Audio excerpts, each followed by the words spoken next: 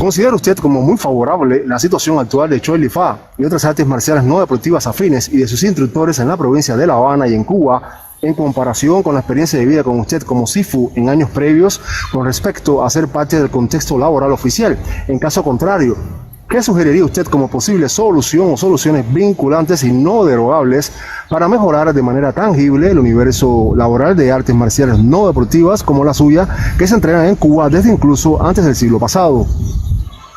Bien, en cuanto a ese tema, que es un tema bastante polémico, en realidad las artes marciales en Cuba muchas veces han sido vistas como un simple hobby y no han sido vistas como lo que en realidad en su pasado y incluso en el presente en todos los países del mundo sucede, como que las artes marciales son un trabajo más, una labor muy socialmente muy buena que realizan todos los instructores y profesores y que además devengan un salario que les permite a ellos pues solventar la vida diaria, los alimentos, el transporte, etcétera. Yo considero que esto es algo a tener en cuenta, por lo que muchas artes marciales estamos luchando ahora y en el pasado para poder tratar de cambiar esta situación que en el país realmente es bastante complicada. Para los maestros de artes marciales muchas veces tenemos que estar buscando otros trabajos colaterales para poder subsistir y en fin, no dejamos de practicar las artes marciales y de brindarle a nuestros alumnos y a la sociedad todo esto que tanto beneficio les otorga a todos. Entonces es algo que realmente en estos momentos está en cambio y que yo pienso que de un momento a otro las autoridades deberían escucharnos y deben tomar cuentas en el asunto. Ojalá sea pronto. En su opinión, entonces, ¿podría cobrar sus clases cualquier instructor de artes marciales no deportivas, incluso no reconocido legalmente en Cuba? ¿Es esa la problemática real actual? Yo pienso que sí, yo pienso que en definitiva cada persona, cada maestro ha tenido que hacer una real inversión en todos los conocimientos que ha adquirido, una real inversión en traer maestros de otros países, pagarles sus estancias acá en Cuba, a veces pagar su comida, a veces tener que ir y estar molestando personas para adquirir un local, a veces pagar clases incluso ahora en estos tiempos en que estamos donde la internet es tan costosa, pagar cursos online que también es necesario para uno poder para uno poder progresar dentro del nivel de las artes marciales. Y yo pienso que de alguna manera los profesores, cuando transmiten estos conocimientos antiguos y tan preciados a sus alumnos, deben también recibir una retribución monetaria para poder al menos poder costear todo ese gran cúmulo de conocimientos que va siendo transmitido desde otros maestros superiores que por lo general están en otros países.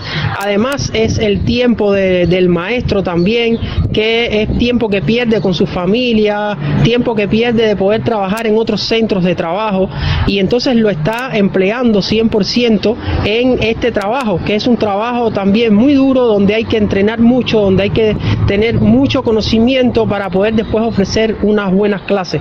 Entonces yo pienso que sí, que no es algo que tenga que ser tan difícil de legalizar para que un profesor pueda cobrar simplemente como cobra un entrenador de un gimnasio, como cobra un entrenador de ejercicios aerobios o como puede cobrar un instructor de animales. Y cabe esto decir que hay instructores que están autorizados dentro del método de los trabajadores por cuenta propia y que en realidad las artes marciales han sido excluidas de ese grupo, tristemente.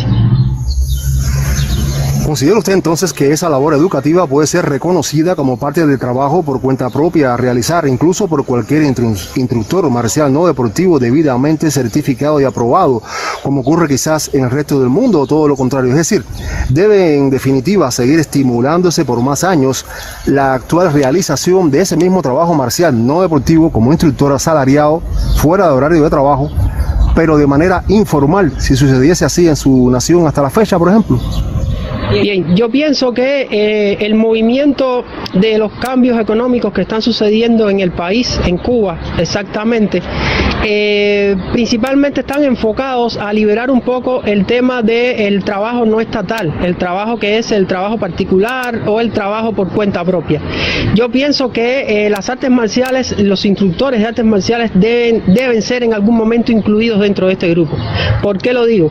Porque hay dos maneras de que los profesores de artes marciales, que son un sector importante, aunque es un sector que realmente no se le da mucha propaganda en los medios, es un sector bastante importante que tiene bastantes personas, que tiene muchos alumnos y muchos maestros también en todo el país.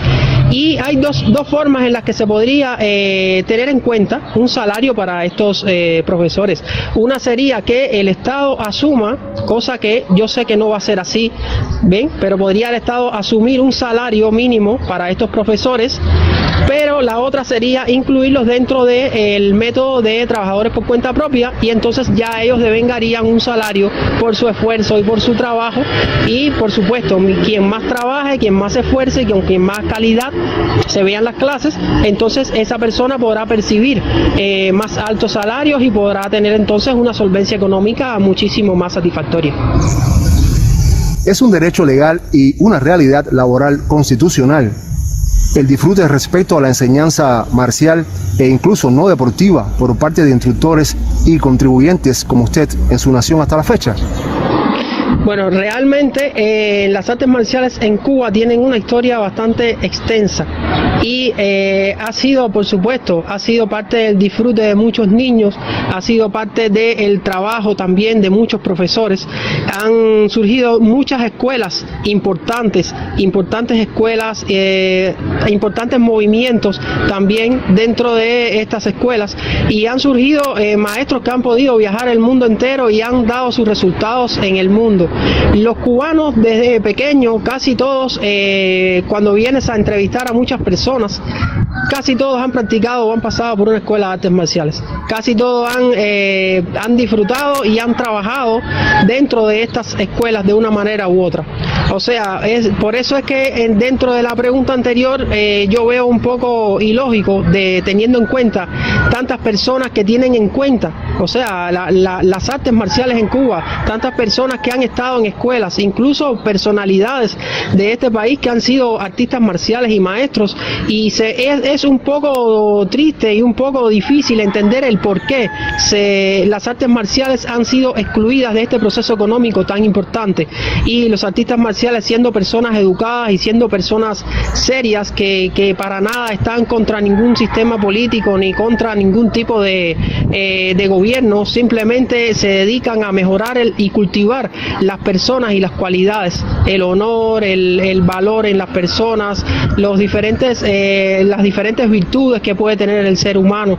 Todo es para bien en las artes marciales, para mejorar la salud, y entonces es algo un poco inentendible realmente.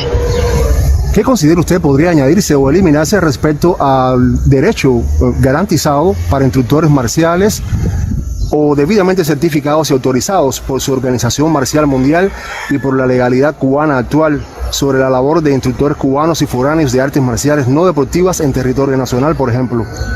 Existe actualmente un movimiento de artistas marciales que están tratando de una manera u otra en diferentes grupos dentro de las redes sociales, en diferentes grupos, a pesar de la pandemia que realmente ha afectado a todos y que también ha sido un duro golpe para los artistas marciales y profesores que no han podido ser beneficiados por ninguna de las protecciones económicas que sí han podido disfrutar otros trabajadores en el país.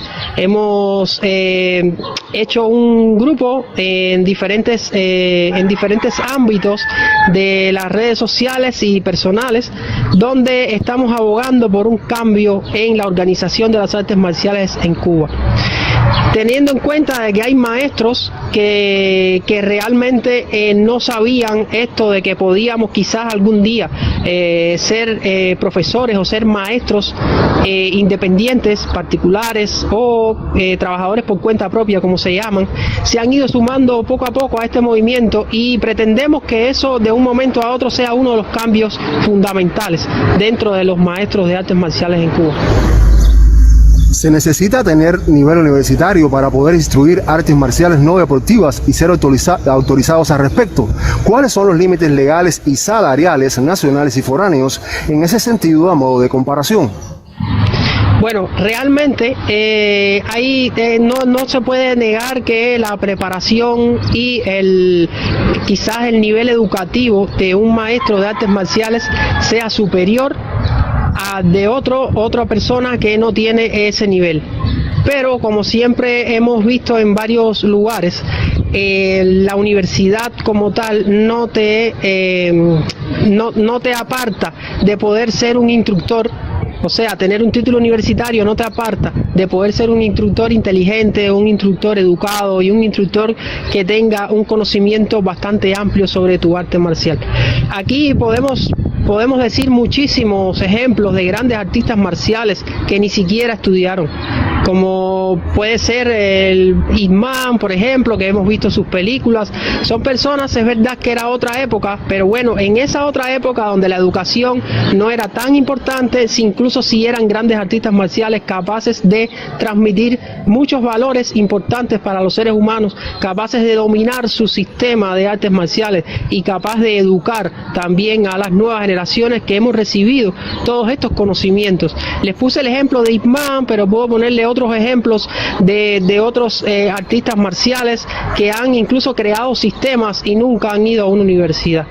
Yo pienso que sí, para poder un poco incentivar a que estos profesores se evolucionen un poco más y tengan quizás un poco más en cuenta los estudios que ha cursado estos profesores, quizás puedan tener en cuenta que se le pueda cobrar, o sea, se puedan cobrar un poquito más sus clases o algo así. Pero no considero que sea tampoco algo imprescindible por los ejemplos que anteriormente les he puesto. En otras palabras, ¿sería realmente necesario emigrar temporalmente en algunos casos para poder expandir y promocionar como trabajadores por cuenta propia este tipo de enseñanzas marciales no deportivas y labor educativa desde el mundo también, por ejemplo? ¿Emigrar? ¿A qué se refiere con emigrar? Sí, un viaje temporal, por ejemplo, de técnico a otro, como asistencia técnica marcial, ¿no? A otra organización, en otro país, quizás, otro grupo social, otra comunidad. Sí, en este caso se ha visto varias veces que maestros de Cuba han tenido que salir al exterior, porque no siempre los maestros afuera que tienen el tiempo suficiente para poder venir a Cuba y enseñar prácticamente gratis. Yo quiero hacerle algunas anécdotas a modo rápido, de muchos maestros que yo conozco acá que han tenido que pagar no solo la estancia de sus maestros, sino los cursos que los maestros han tenido que venir a dar. Y eso lo han tenido que hacer de una manera personal. ¿Por qué? Pues simplemente porque estos maestros viven de eso, es su trabajo. Lo que acá en Cuba no estamos acostumbrados.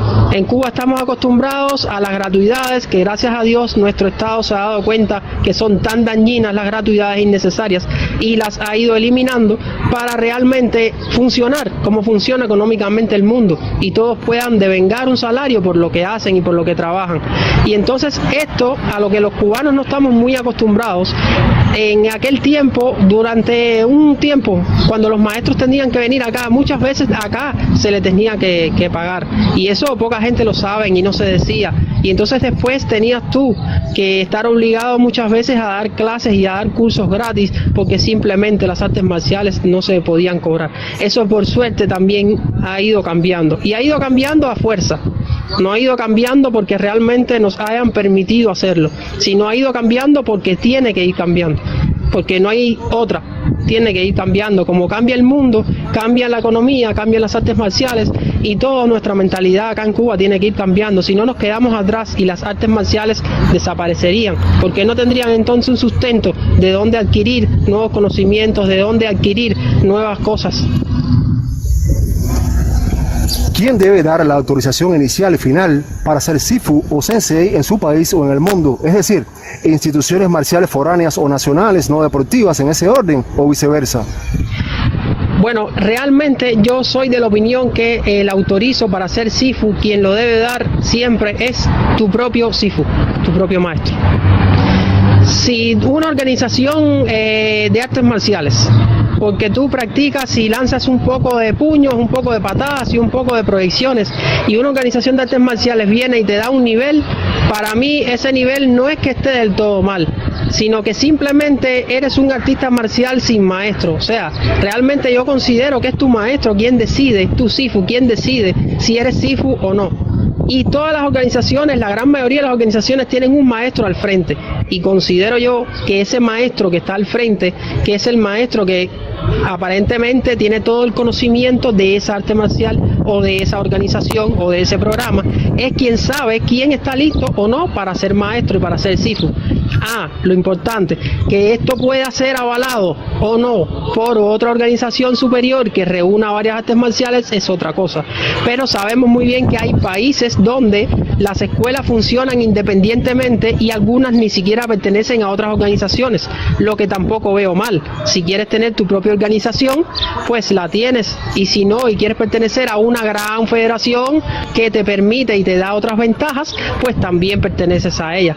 Esto no quiere decir que tu grado de Sifu realmente deba dártelo ninguna de estas organizaciones. Pienso que esto debe ser un título apersonal con tu propio maestro. ¿Cree usted que llegaría a considerarse su labor educativa, marcial y terapéutica y la labor en general de otros instructores de artes marciales no deportivas para niños y adultos como parte del llamado multiempleo?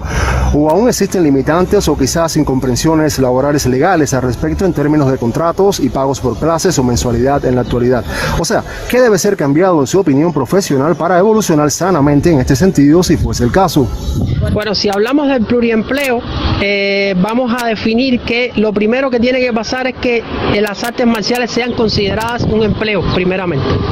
O sea, después que este proceso que está habiendo ahora de cambio y de rectificación para que el gobierno reconozca las artes marciales como un verdadero empleo, como una labor, como es en todos los países del mundo, repito. Siempre pongo todos los países del mundo, ¿por qué? Porque creo que a pesar de que en otras cosas ya Cuba ha avanzado, en este aspecto Cuba se ha quedado muy atrás. Y los artistas marciales y maestros de artes marciales continúan trabajando bajo la sombra. Y entonces no se comenta ni se dice nada sobre este sector. Y es importante, importantísimo, primero que se cree como empleo. O sea, que exista el empleo de maestro de artes marciales, como existe el maestro de matemáticas, como existe el maestro de física, como existe el maestro de educación física, existe el maestro de artes marciales. Maestro que incluye cultura, incluye terapéutico, incluye arte, incluye deporte, incluye todo, incluye muchas cosas, educación, todo, porque en las artes marciales hay implícito casi todos los ministerios que existen alrededor de esto. O sea, nosotros si realmente tendríamos que pertenecer a un ministerio, tendríamos que estar en el Ministerio de Cultura, tendríamos que estar en el INDE, tendríamos que estar en el Ministerio de Salud, tendríamos que estar en muchos ministerios porque las artes marciales lo son todo, lo tienen todo. Entonces, lo primero que hay que hacer para que seamos incluidos dentro del pluriempleo, o sea, personas que puedan tener un trabajo y tener también el otro trabajo de artes marciales, simplemente lo primero y lo esencial es que seamos incluidos dentro de los empleos reales de Cuba. Muchas gracias por su respuesta. ¿Deben tomar esas decisiones funcionarios con conocimiento y práctica real en artes marciales no deportivas? ¿O podría ser cualquier persona o grupos de personas de turno con esa responsabilidad y con amplio currículo, mayormente teórico y percepción individual con respecto a este sector colectivo y no deportivo marcial compuesto por instructores jóvenes y mayores de la sociedad marcial cubana hasta la fecha? Yo pienso que profesor, maestro, instructor, todo esto depende también mucho del sistema o el estilo que estemos practicando artes marciales.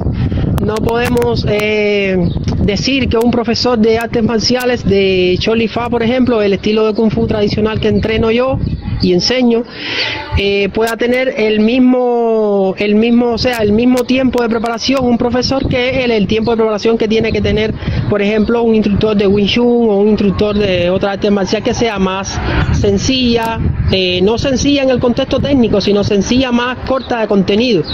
Y el tiempo de preparación indudablemente de cada arte marcial es muy diferente, sus programas son completamente diferentes. Entonces pudiéramos decir que un instructor puede ser un instructor joven en una determinada arte marcial, pero que en otra arte marcial necesita un poquito más de tiempo y ya no puede ser joven, ya pasa un poquitico de la edad. Esos funcionarios, me refería también a funcionarios con conocimiento y práctica real en artes marciales no deportivas son los que deberían tomar la decisión o puede ser cualquier funcionario de turno, por ejemplo, que se le ha dado la responsabilidad de atender este sector de la sociedad cubana también muy sano? A ver, yo pienso que esto es una decisión bien alta. O sea, las artes marciales, no sé si ustedes conocen, han sido desde un principio parte de primero del Ministerio del Interior. Después pasó a ser al INDER, o sea, pasó al Instituto Nacional de Deportes y Recreación. Entonces, estos son organismos que como tal debaten directamente con las instituciones superiores del Estado. Por lo cual, estas instituciones son las que deberían sentarse y hablar sobre este tema, porque son realmente los que pueden dar la última palabra. El resto podemos hacer un esfuerzo, podemos hacer reuniones, podemos hacer la fuerza, pero hasta que no digan la última palabra el gobierno como tal, lo otro seguirá siendo como lo que es hasta ahora. ¿Y cómo es hasta ahora? Hasta ahora vienen siendo los profesores, los instructores y los artistas marciales, siguen practicando, siguen dando clases, siguen trabajando, pero a esperas de que pase esta situación. O sea, continúa todo perfectamente dentro del ámbito de las artes marciales, pero aún sin la aprobación real. El gobierno realmente no es que nos detiene a hacer las cosas, sino que simplemente no nos da un estatus legal, un estatus de labor, de empleo, como realmente es lo que estamos abogando todos. En su opinión, ¿considera usted necesario la creación de al menos un canal marcial televisivo oficial dedicado al desarrollo y promoción de todas las artes marciales no deportivas entrenadas en Cuba como la suya, independientemente de los canales existentes por esfuerzos propios en las diferentes plataformas de internet en Cuba y en el mundo? ¿O considera usted que ha sido más que suficiente la cobertura marcial de medios oficiales hasta la actualidad? No, realmente la cobertura marcial en la televisión es prácticamente nula. Prácticamente nula, es muy poca la que se da en la televisión y en los medios cubanos, porque realmente, como he dicho anteriormente, es triste, pero las artes marciales no significan prácticamente nada para las instituciones. Las artes marciales, en un principio, yo recuerdo cuando tuvimos las primeras reuniones, cuando pertenecíamos primero al INDER directamente, ahora pertenecemos a la sección de recreación del INDER. Es un poco cómico eso, ¿no? Pero bueno, somos recreación, algo para divertirse. Del INDER estaban por concluir los preparativos para iniciar el canal Tele Rebelde, y este canal es un canal dedicado 100% al deporte y que iba a transmitir deporte casi las 24 horas del día.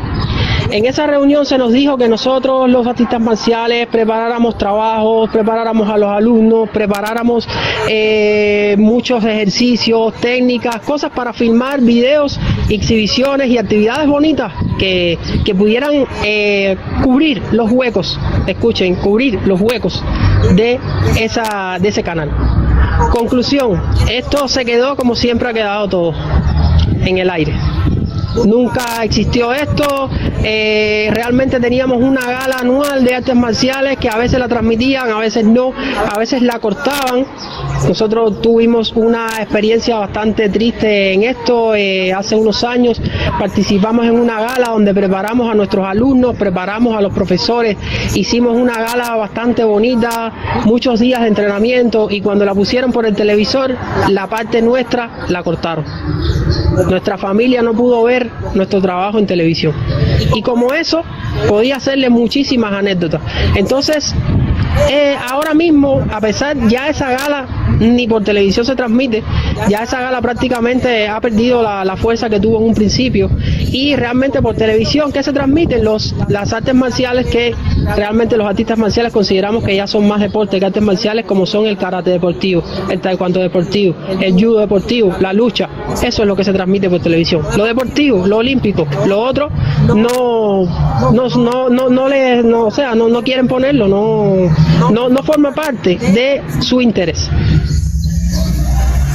¿Es su criterio actual como CIFU que entrevistas como esta ayudarían realmente a mejorar la visión y cultura legal, marcial y laboral general y actualizada por parte de quienes las escuchen y puedan ayudar a cambiarla o a seguir aportando constructivamente y socialmente aún más a nuestra sociedad respecto al panorama marcial no deportivo cubano, compuesto por instructores cubanos de su arte marcial y de otras en el futuro a pesar de la pandemia actual? Bien, este tipo de entrevista realmente es una entrevista que es para que la vieran los 11 millones de cubanos y los millones de habitantes que existen en el mundo. Primero, para que estuvieran al tanto de una problemática nacional que existe y que de la cual no se habla, que muchos tienen temor de hablarla porque si quizás entonces tengo un local del INDER y si entonces estoy diciendo la verdad, entonces de ese local me van a sacar. Si estoy diciendo la verdad y estoy en un parque, pues entonces las autoridades del INDER entonces me van a mover de ahí o me van a decir que yo no puedo seguir practicando mi arte marcial y todos estos miedos que realmente yo no tengo ninguno porque Martí lo dijo, la verdad es para decirla y menos cuando es una verdad que no va a herir a nadie ni va a causar problemas. Lo que queremos es mejorar y que yo no quiero ser la voz cantante de los artistas marciales en Cuba ni nada de eso. Yo les invito a los demás profesores, los demás maestros que hagan esto mismo que estoy haciendo yo, esto mismo que está haciendo nuestro amigo periodista, que es una entrevista donde nosotros simplemente estamos planteando una problemática que no solo se está planteando en esta entrevista, se está planteando también en diferentes, se han enviado cartas al Consejo de Estado, se han enviado cartas a todos los niveles y realmente hasta ahora no hemos recibido respuesta. Si se está trabajando o no, no se nos ha comunicado si se está trabajando o no en la legalidad y en la autorización de todas estas cosas que hemos planteado. Entonces yo pienso que esta entrevista sí, deberían verla todos y pienso que si no es como aquello que decimos que nos entra por un oído y nos sale por el otro, si nos sentamos a analizar realmente si esas personas que tienen que ver con este cambio, que realmente son los que pueden poner su huella, pueden poner su firma en ayudarnos, en lograr que las artes marciales y aquellos que estamos aclamando, solamente queremos que se nos tome en cuenta. Solamente eso, no pedimos que seamos ahora los más beneficiados de Cuba ni nada de eso, simplemente que se nos tenga en cuenta. Y yo creo que esta entrevista sí puede ayudar a eso si llega a los medios y a los lugares que debe llegar, ¿no? Así que bueno, también les pido si esta entrevista les llega, compártanla y nos van a ayudar a quizás lograr este objetivo que queremos, que es un objetivo noble y un objetivo bueno para buenas personas. ¿Cuál es finalmente su mensaje actual para todo el universo marcial no deportivo cubano y foráneo en este sentido, compuesto por instructores marciales y personas que lo rigen hasta la fecha? Es decir, ¿cree usted como instructor marcial que continúa habiendo una luz al final del camino o cree usted que esa luz está en su mejora y actualización? Yo pienso que sí, que hay una luz que está pronto a encenderse. Yo pienso que todo este trabajo que estamos haciendo, no solo esta entrevista, sino todos estos grupos anteriormente que yo le había hablado, que estamos abogando, comentando y haciendo todo tipo de gestiones para que esto se oiga, se escuche y sea tomado en cuenta, yo pienso que sí, que la luz está ahí, la luz está próxima y tengo toda la confianza del mundo con que esto va a pasar. A los artistas marciales yo les diría, a los maestros, a los instructores, a aquellas personas que están dedicadas a esto, o sea, a esta bonita labor de educar, de llevar salud. En esta misma pandemia hemos llevado salud a las casas vía online muchas veces, de diferentes maneras. Y entonces yo les invito a que sigan trabajando, que sigan superándose, que sigan, porque de un momento a otro yo les garantizo que va a cambiar. De alguna manera este pensamiento y este desinterés que hay por parte de las instituciones sobre nuestras artes marciales, sobre nuestras queridas artes marciales de nuestro país, donde hay incluso artes marciales que son de aquí de Cuba, que nacieron aquí en Cuba y que son endémicas nuestras y que son parte de nuestras raíces, que son parte de nuestra idiosincrasia y que están ahí relegadas a una esquina como si fueran un pedazo de basura, y es triste y quiero que este mensaje llegue a ustedes. Tengan fuerza, los artistas marciales, los maestros, pónganle ganas a los entrenamientos, pónganle ganas, aprendan y supérense cada día más, que de un momento a otro este va a ser su trabajo y van a poder vivir de esto que es lo que les gusta a ustedes hacer. Van a ayudar a la comunidad y les va a alcanzar para poder solventar las necesidades de su familia, las necesidades básicas. ¿Se mejoraría entonces una mejor sociedad y una mejor comunidad humana en Cuba de esa manera? por supuesto, muchos maestros que ahora no están dando clases, muchos instructores y muchos artistas marciales realmente han dejado de dar clases porque necesitan mantener a sus familias y no existe una manera de poder tú realmente progresar y realmente elevar el nivel económico tuyo de una manera tan prácticamente clandestina como lo hacen las artes marciales muchas veces. No deportivas. Okay, sí, las artes marciales no deportivas. Y entonces esto, por supuesto, muchos maestros se han quedado en el camino y han dejado de entrenar, han dejado de tener alumnos, han dejado de hacer todas estas cosas. Y esto, por supuesto, que afecta. ¿Por qué? Porque todos estos maestros que estaban dándole a su comunidad, estaban dándole salud, estaban dándole cosas buenas, estaban aportando un físico fuerte y resistente a muchas enfermedades como el coronavirus, por ejemplo. Tendríamos una sociedad mucho más sana en todos los sentidos, muchas menos personas fumando, muchas menos personas tomando ron, muchas menos personas sin nada que hacer en las esquinas porque estarían practicando un arte marcial, aprendiendo una cultura diferente y muy bonita, muy educativa, muy filosóficamente muy buena para la comunidad, para el pueblo, para la sociedad. Y al haber menos maestros, porque por supuesto no hay un incentivo, entonces también estas artes marciales llegan menos también a nuestras comunidades. Claro que afecta y claro que si esto mejora, pues mejorará muchísimo también el nivel de respeto social, valores, etcétera, en todo el país, en toda la sociedad. Muchas gracias por sus palabras para la comunidad marcial cubana y foránea, en el nombre de la audiencia marcial también de Cuba y del mundo. Sifu Johnny Eddie. Muchas gracias a usted. Muchas gracias a usted por la entrevista.